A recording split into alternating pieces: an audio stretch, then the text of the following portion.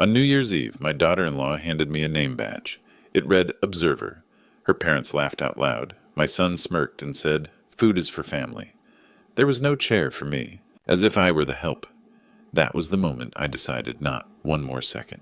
Real quick comment below and let me know where you're watching from. I need to know this story is reaching people who understand what it's like to be invisible in your own life. The security guard at the front desk didn't recognize me. I stood there in the lobby of my son's company, the company I'd funded with every dollar I had, while a kid young enough to be my grandson scrolled through his tablet, frowning at the guest list. The glass walls around us reflected the party already in full swing on the third floor. Champagne, laughter, the hum of success I'd paid for. "Name again, sir." "Thomas Mitchell." I kept my voice level, patient, the way you do when you've spent 40 years as an engineer solving problems that required precision, not emotion. He scrolled, frowned deeper. "I'm showing you on the list, but let me call upstairs." I waited. Through the glass elevator shaft, I could see people moving on the third floor. Suits and cocktail dresses. A banner that read, "Tech Fund Solutions, celebrating 5 years of innovation." 5 years.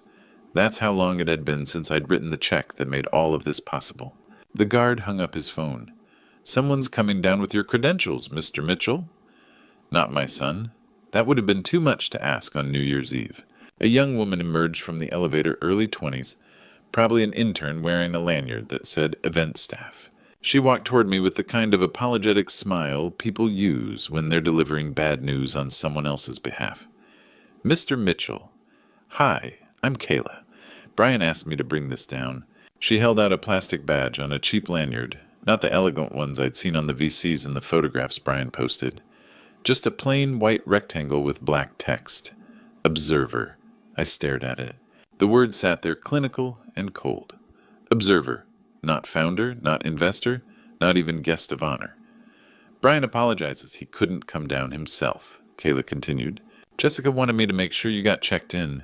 The party's already started upstairs." Jessica, my daughter-in-law, the woman who'd been reshaping my son's life and mine for the past 5 years. I took the badge, clipped it to my jacket. "Thank you, Kayla." The third floor opened into an open-concept office transformed for the evening. String lights, ice sculptures, waiters in bow ties carrying trays of hors d'oeuvres that probably cost more per bite than the lunches I used to pack. 150 people celebrating. I found the seating chart on an easel near the entrance. Elegant calligraphy on cream cardstock. Founding team table. Brian Mitchell, Jessica Brown, Mitchell, Marcus Smith, Sarah Jenkins, David Reed, Amanda Foster. My eyes scanned down past the board members, past the senior staff, all the way to the bottom.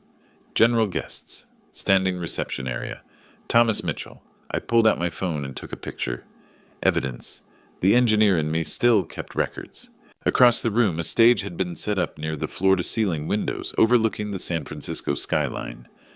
My son stood there in a tailored suit, microphone in hand. Jessica beside him, radiant in a dress that probably cost what I used to make in a month. "Thank you all for being here tonight." Brian's voice boomed through the speakers. 5 years ago, Tech Fund Solutions was just an idea, a dream that most people said would never work.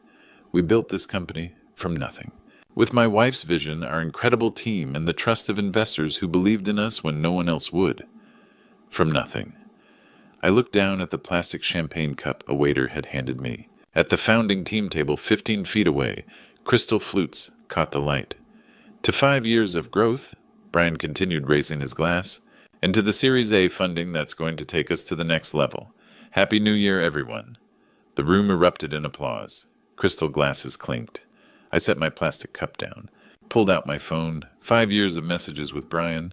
I scrolled backward through the gradual cooling of his words, through the increasing spaces between responses, all the way back to the very first message. The message that started everything. 5 years ago, my son called me at 2 in the morning. He was crying. I'd been awake already. Sleep hadn't come easy since Susan died 6 months earlier.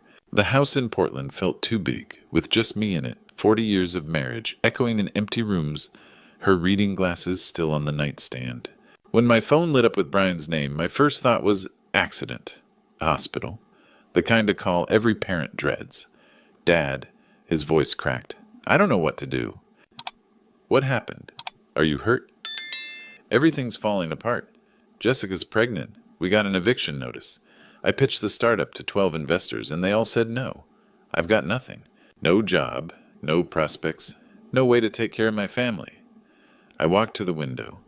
Portland at 2 in the morning, quiet streets, rain on glass. You're not a failure, Brian. I've got a plan, Dad. A real one. The technology works. I just need capital to prove it. But no one will take a chance on me? I pressed my hand against the cold window, thought of Susan. Family takes care of family, she used to tell the kids. We show up for each other no matter what. How much do you need? Brian went quiet.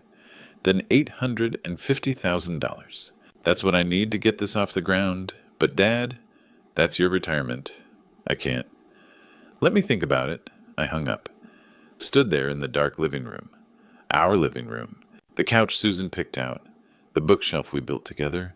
Photos of Brian and Emily as kids, gap-toothed and sunburned from camping trips to Crater Lake. I walked through the house. Kitchen where Susan taught the kids to make pancakes. The garage workshop where I'd spent Saturdays fixing things, Susan bringing me coffee. This house held everything we'd built.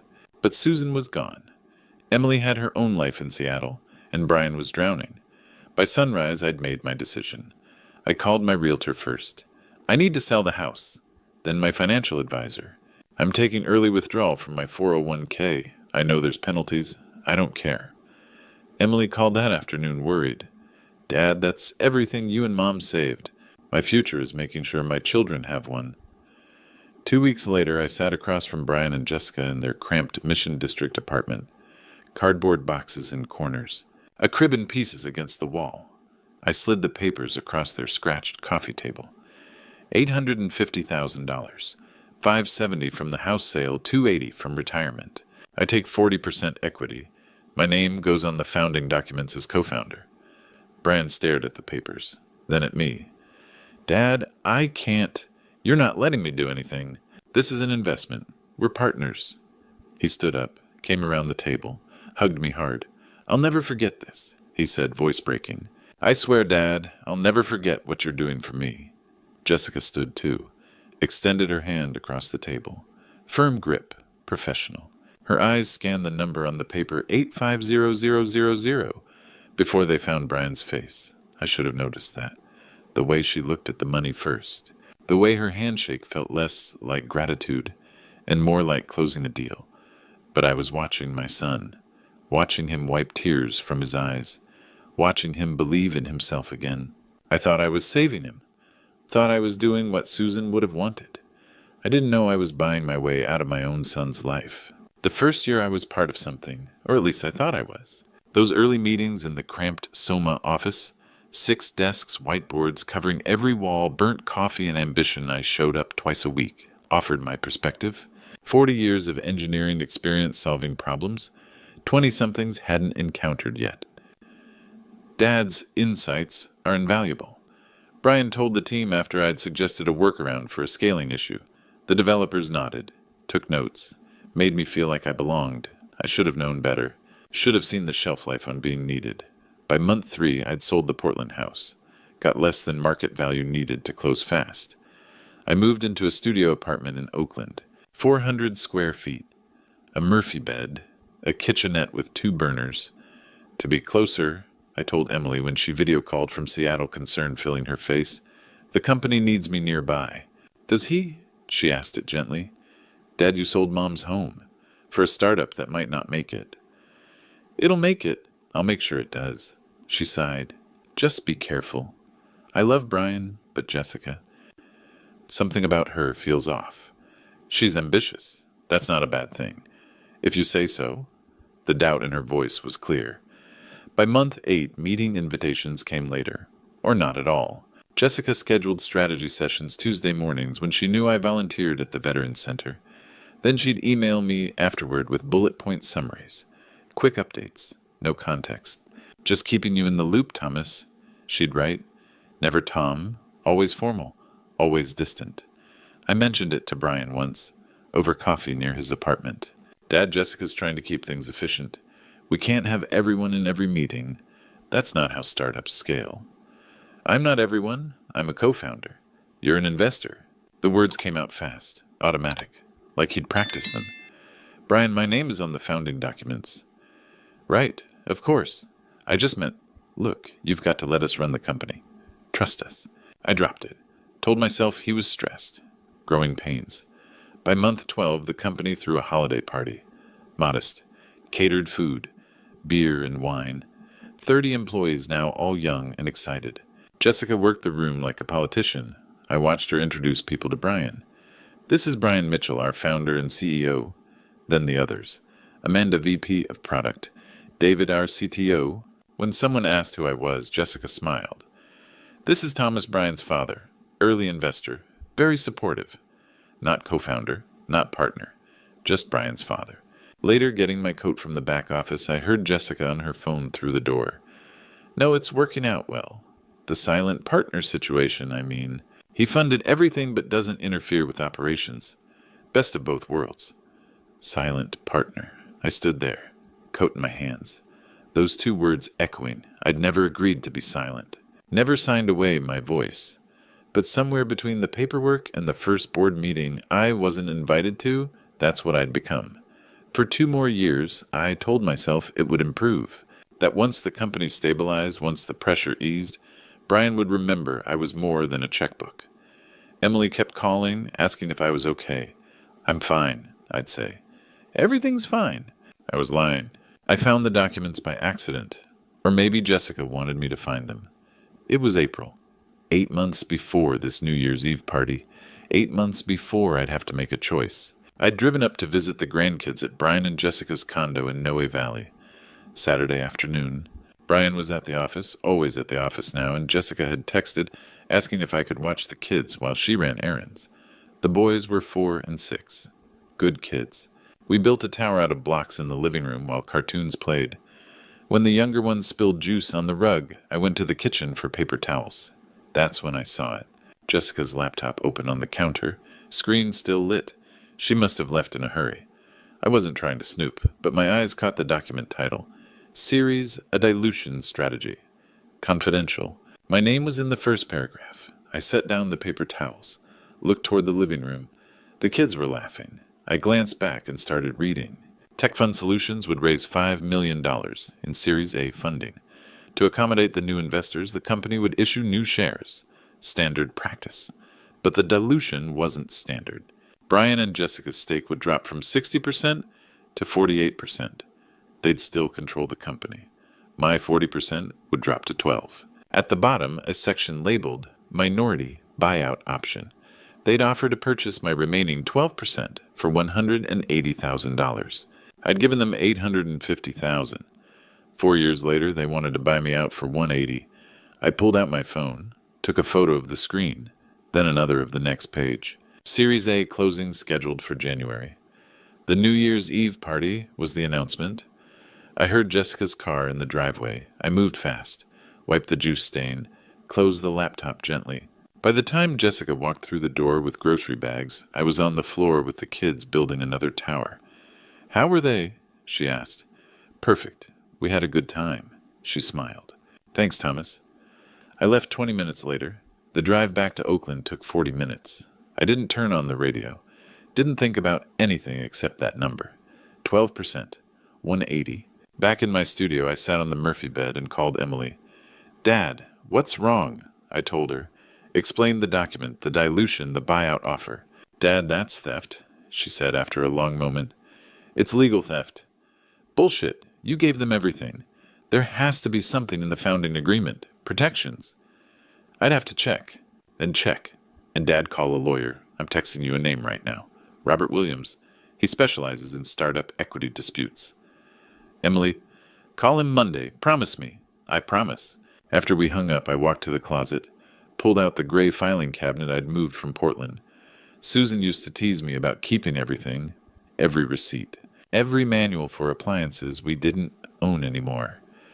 You never know when you'll need something, I'd tell her.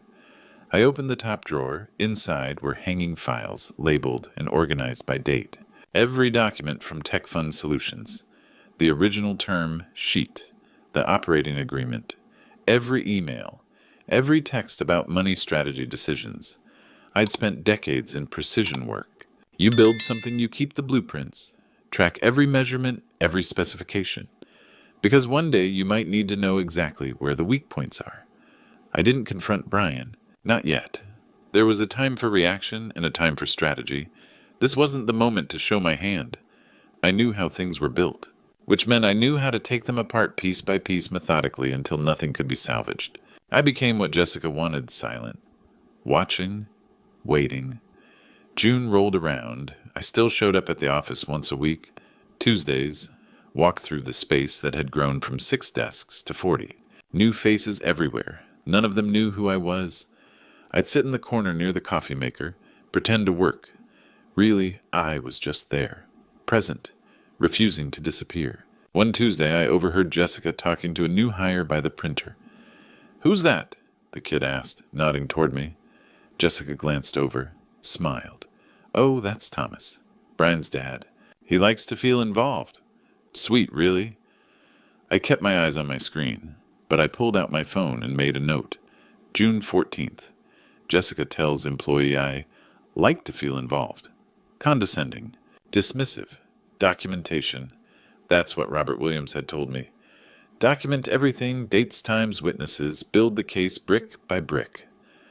August brought the company summer party. A rented space in Mission Bay, catered barbecue, kegs of craft beer. I found out about it the day before when Emily called. Brian's summer party. He posted about it. I checked my email. Nothing. Found the invitation on Slack, buried in a channel I didn't follow. Posted 3 weeks earlier. I showed up anyway, stood near the food table. Watched the team play cornhole and laugh at inside jokes I didn't understand. Picnic tables under a tent. Every seat taken. I ate my burger standing. Jessica saw me, waved, didn't come over. Brian saw me too. "Dad didn't know you were coming." It was on Slack. "Oh, right. Well, glad you made it." He squeezed my shoulder, moved on. I stayed an hour, took photos on my phone. The crowd, the tables with no space for me. Then I left. September, I met Robert Williams at a coffee shop in Jack London Square. Once a month, we'd go over everything. He'd take notes, ask questions, nod at my folders. "Your documentation is excellent," he said during our 3rd meeting. "The founding agreement has clauses they're violating. Exclusion from material decisions. You have leverage. When do we use it? When they make their move? They'll announce the Series A at some point.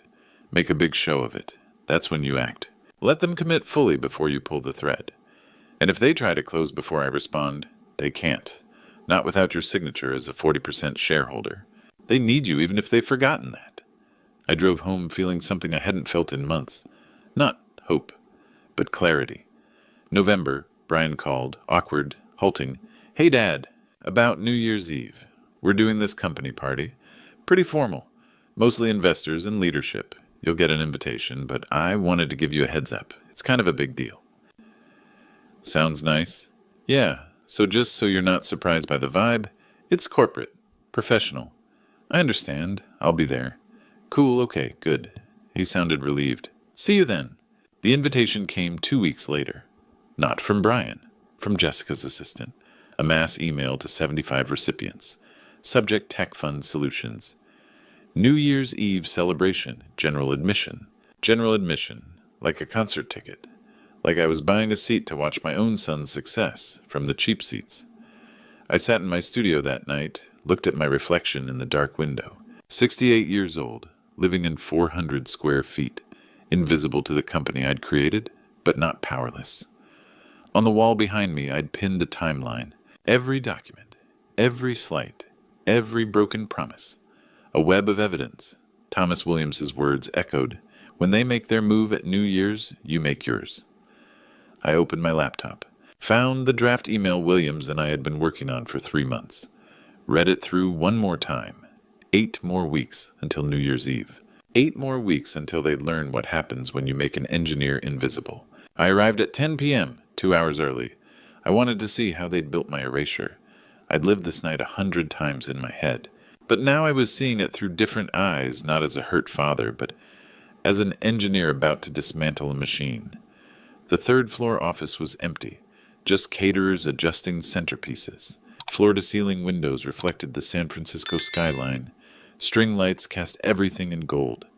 I walked slowly through the room, let myself notice things I'd tried not to see. The company name on the wall, Tech Fund Solutions, in brushed metal letters. I'd suggested that name 4 years ago. Now it belonged to them. The product display near the entrance. The pivot that made it work had come from my conversation with Brian about user retention, drawn on a napkin at a diner. Now their success story. My money had bought it all. But my name appeared nowhere. I pulled out my phone, took photos, then walked to the seating chart. Founding team table. Brian, Jessica, the VCs. 10 seats.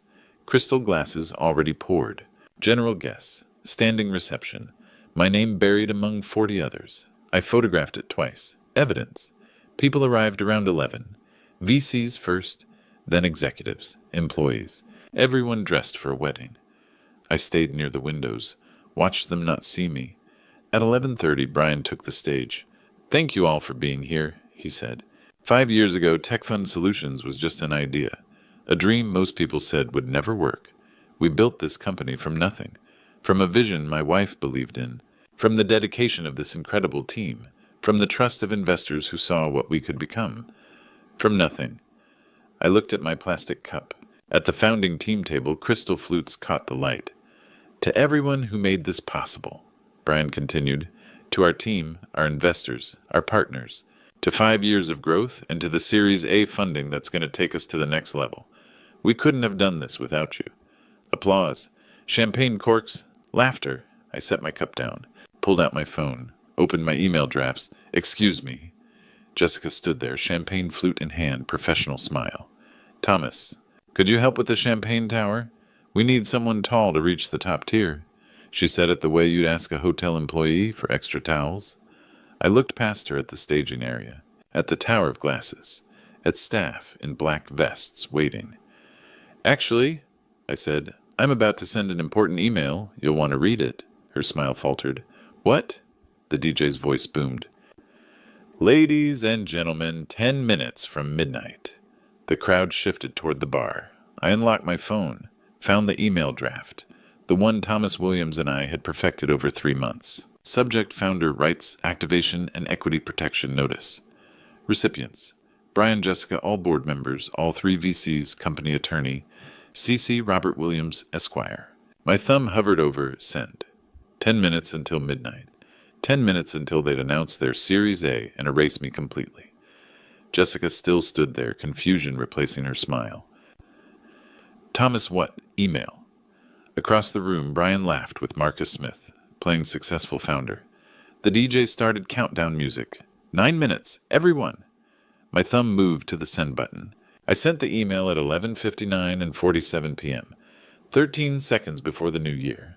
My thumb pressed send. The message disappeared from drafts, shot into inboxes across the room. The countdown reached 0. Happy New Year! Confetti cannons erupted. Champagne bottles popped. People threw their arms around each other. The room exploded with celebration. I stood by the windows, watched phones light up in pockets, in purses, on the bar. Marcus Smith pulled his phone out first, frowned at the screen, started reading. Sarah Jenkins checked hers next. Her smile faded. Then David Reed, then the company attorney whose face went pale. Brian was still celebrating, shaking hands. His phone was on the founding team table, buzzing. Jessica saw it first, picked it up, read. Her face changed. She grabbed Brian's arm, thrust the phone at him. He read. His hand started shaking. The email was simple. Thomas Williams and I had stripped it to legal essentials. Subject: Founder Rights, Activation, and Equity Protection Notice. The body laid out everything. Activation of founder protection clauses in the original operating agreement. Documentation of systematic exclusion from material decisions. Exhibit A. Evidence of attempted dilution without proper consent. Exhibit B. Demand for immediate board seat or mandatory independent audit. Notice that Series A cannot close without explicit written approval from 40% equity holder Thomas Mitchell. Legal action if terms not met within 10 business days. At the bottom, Robert's signature, law firm letterhead, legal consequence. Brian's eyes found mine across the room, through the confetti, through the champagne toasts, through 5 years of distance. I didn't look away. He pushed through the crowd. Jessica grabbed his arm phone to her ear, already calling someone. Marcus Smith was walking toward the exit. Sarah Jenkins close behind. The VCs weren't staying for a party where the deal had just collapsed. Brian reached me. His face was white. "Dad? What did you do?" "What you should have done," I said. "Kept your word." "Dad, wait. We can fix this. We can talk." I walked toward the elevator. He followed. "You had 5 years to talk to me, Brian. You gave me a badge instead." "It was a joke?" "Dad, it wasn't a joke." I pressed the elevator button. None of it was. The doors opened. I stepped inside. "Dad, please." His voice cracked. "Don't destroy everything I built." I looked at him, at my son, at the man who'd taken everything I gave him, and decided it wasn't enough to remember where it came from. "I didn't destroy anything," I said. "I just stopped letting you pretend you built it alone." The doors closed. I walked out into the San Francisco night.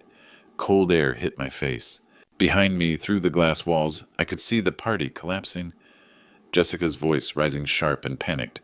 VCs heading for exits. Employees confused, wondering what happened to the celebration. The Series A was dead. The company couldn't raise money without my approval, and I wasn't giving it. I walked to my car, got in, sat there with my hands on the wheel. 5 years of being erased. 5 years of watching my son forget who'd made his dream possible. I started the engine. For the first time in 5 years, I felt nothing but the cold air and the lightness of finally letting go. The lawyer calls came within 24 hours. I didn't answer any of them. New Year's Day. My phone sat on the Murphy bed screen, lighting up every few minutes. 47 missed calls by noon. Brian 23 times. Jessica 12. The company attorney 8. Unknown numbers 4. I made coffee. Watched the fog roll across Oakland through my window. Ignored every buzz. Then I called Emily. "Dad?" She picked up on the first ring. "Are you okay?" I did it. "Good." Her voice was firm, proud. "Now come home. Come to Seattle. Stay with us." "I will." "I mean it, Dad. Not a visit. Come home for real." I looked around the studio. 400 square feet that had never felt like home. "Okay." January 3rd. I met Robert Williams at his office. He was smiling when I walked in. "The VCs pulled out," he said. "All 3 firms. Without their backing, Tech Fund can't close the Series A. The company's in limbo until they resolve your position." "What are they trying to do?" "Jessica's pushing for litigation, wants to challenge the founder agreement, but Brian's caught in the middle. He called my office yesterday, asked if there was a way to work this out." Williams shook his head. "I told him it's too late for negotiation. And the company? Dead in the water without capital. Maybe 6 months of runway left?" I nodded. Felt nothing. January 6th. Robert called with an offer. A competitor. One of the companies Tech Fund had been competing with wanted to buy my 40% stake. 1.7 million. "They want the technology," Williams explained. "The team is secondary. Tell them 2 million, I said, and they keep the good engineers. Not Brian, not Jessica. Tom, 2 million, or I hold my shares and watch the company die." Williams was quiet. "Then I'll make the call." The competitor agreed within an hour. January 8th. The deal closed. $2 million wired to my account, plus the $280,000 that had been sitting in my separate retirement account all along. 2.28 million total. I'd given them 850,000. 4 years later, I was walking away with nearly triple that, but it wasn't about the money. My phone buzzed. A text from Brian. "Dad, please, can we talk?" I typed a response. "You had 5 years." Stared at it. Deleted it. Blocked his number instead. Some conversations were already over. I stood in my empty studio. Boxes stacked by the door. Everything I owned fitting into my car. On the counter sat one last item, the Observer badge from New Year's Eve. I'd kept it. Wasn't sure why at first. Now I knew. It was evidence. Not of what they'd done to me, but of what I'd refused to accept. I left it there on the counter. Let the next tenant wonder what it meant. Beside it, Susan's photo. The one I'd carried from Portland to Oakland, to everywhere I'd landed after she died. I picked it up, looked at her smile. I think you'd be proud, I said to the empty room. I finally chose myself. The drive to Seattle took 12 hours. I left before dawn, drove north through California, into Oregon, into Washington. Emily called twice to check on me. Dad, the guest room's ready, but honestly, I'm thinking you stay longer. Like permanently longer. I looked at the road ahead, at the miles between my old life and whatever came next. Yeah, I said, I think I will. For the first time in 5 years, I smiled. This New Year's Eve, I have a seat at the table. Not because I paid for it, but because I earned it. Emily's kitchen in Ballard smells like roasted garlic and rosemary. Through the window, I can see Puget Sound, dark water, scattered lights from Magnolia across the bay. Mark's at the cutting board with fresh thyme. Tom, more herbs, or is this good? He's actually asking, not being polite, actually wanting to know. A little more, I say. Crush it first. Releases the oils. He tries it, nods. Smart, thanks. A cooking question. Small. But after 5 years of being invisible in my own son's company, small things matter. Behind us, Emily's 3 kids are setting the table. Maya, 8 years old, keeps looking back at me like she's making sure I'm still here. Grandpa Tom, where do you want to sit? Anywhere's fine, sweetheart. No. Liam, 11, frowns like I've broken a rule. You have to pick. Everyone picks. I glance at Emily. She's smiling, hands in dough flour on her arms. Her eyebrow goes up. Well, next to you, Maya. Her whole face lights up. Perfect. I'll make your name card.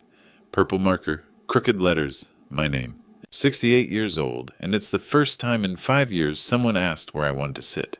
By 11:30, dinner's over. The table's covered in crumbs and empty glasses.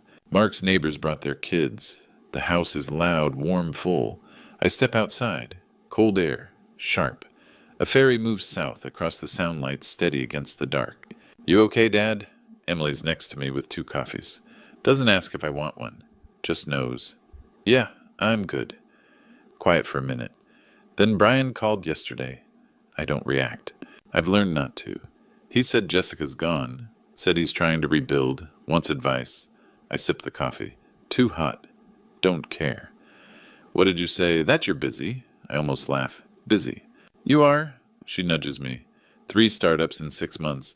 Teaching founders how to protect their equity. You're actually busy. She's right. After I left, I rebuilt. Quietly. Young founders reach out the scared ones who don't understand term sheets. I help them. Make sure they don't end up in the back of their own company wearing an observer badge. I'm proud of you, Emily says. I look at her, my daughter, the one who stayed, who called, who made room for me. I know. At 11:59, we're inside. Kids on the couch counting down. Mark pours champagne. Someone hands me a glass. Crystal, not plastic. Maya tugs my sleeve. Grandpa make a wish at midnight. What are you wishing for? She grins. Can't tell. Won't come true. 10:09, 8. I look around. Emily laughing with Mark. The kids shouting. My purple name card on the table. 3, 2, 1. Happy New Year. Cheers. Hugs. Champagne spilling over. For the first time in 5 years, I don't think about what I lost. I think about what I chose. I chose myself, and found my way back to people who wanted me here. The bridges I burned in San Francisco ash. Gone. But here in this house that smells like rosemary and sounds like family, I'm building something better. Something that can't be taken away. Looking back at this true story, I see where I went wrong. For 5 years, I confused love with surrender. I thought being a good father meant giving everything and asking for nothing. Don't be like me. Don't wait until you're holding an observer badge before you speak up. God gave you a voice. For a reason, use it. This isn't just another grandpa stories about sacrifice. It's a warning. I spent $850,000 trying to buy respect. What I should have done was teach my son that respect is earned, not purchased. God doesn't measure our worth by what we give away. He measures it by how we honor the value He placed in us. The lesson family loyalty is a two-way street. Blood doesn't give anyone the right to erase you. God calls us to be wise, not to be doormats. This true story taught me that sometimes walking away is the most faithful thing you can do. So here are my grandpa stories turned into advice. Document everything. Know your worth. Set boundaries. When someone shows you who they are, believe them. If you've experienced something like this, drop a comment and share your true story. You're not alone. If this resonated, please share it with someone who needs to hear it. Subscribe so you don't miss more grandpa stories like this. Sometimes we just need to remind each other you deserve a seat at the table, not because you paid for it, but because you earned it.